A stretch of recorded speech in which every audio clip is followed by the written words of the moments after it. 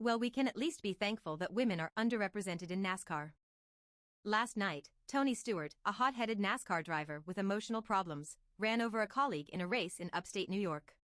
The young man he hit, Kevin Ward Jr., sadly passed away due to the injuries he sustained after being mowed down by Tony Stewart's number 69 Superfast Cool Guy car, brought to you by Tide and Raytheon. It's a tragic accident, and a few are pointing fingers and questioning whether there was foul play at hand, but one thing I've noticed is that in the couple of hours since news broke of the accident, no one has bothered to introduce gender into the equation. I can't help but think, hello folks, aren't we forgetting gender here? Let's figure out how gender plays into this. Gender. Gender. The reality is this: a man killed another man in a motorsporting accident, and that's the end of the conversation. But think for a second, what would have happened if a woman hit a man? Can you imagine the Katrina-sized shitstorm that would have churned up if Tony Stewart was instead a woman, and Lady Tony drove all over that young man's face? Immediately there would be an investigation. Immediately there would be demands to know why we were letting a woman drive a man's car in the first place. Immediately everyone would trot out tired canards about a woman's inability to drive and how she was probably applying makeup when the accident happened. If Tony Stewart was a lady driver, we, as women, would be totally fucked. Not only would there never be another lady driver in NASCAR, they'd probably pass laws banning women from everyday driving on public roads.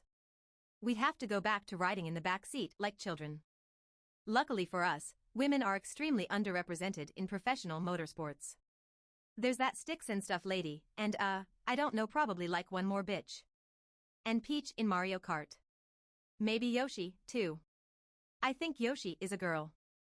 Anyhow, that's 3 female professional drivers total, and if we had true equality in the world of motorsports, we'd have a much higher risk of a woman ending up as the one behind the wheel in one of these fatal accidents, in which case, the resulting backlash against all women would be much worse than the inequality we face with plain old underrepresentation in NASCAR.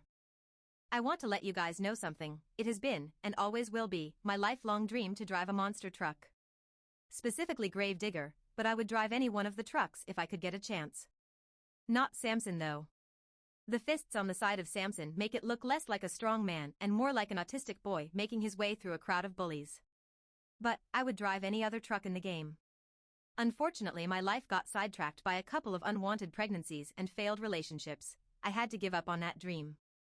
But here's the thing about dreams: as long as the slightest possibility exists that they could be fulfilled, even by an unrealistic, delusional version of yourself, your dreams never die, they just stay dreams. In my mind, I know I'll never be a monster truck driver, but in my heart, it'll always be there. I know in my mind too, that the reason I won't be a monster truck driver is because of my son, not any fault of my own. And if another woman had become a NASCAR driver and killed a man, and subsequently, all women were banned from professional motorsports, my failed dream of being a monster truck driver would be impossible, even for my idealized self. I wouldn't be able to blame my son for breaking promises I made to myself. I'd have to blame other women, and that's a bigger step backwards for feminism than any underrepresentation ever will be.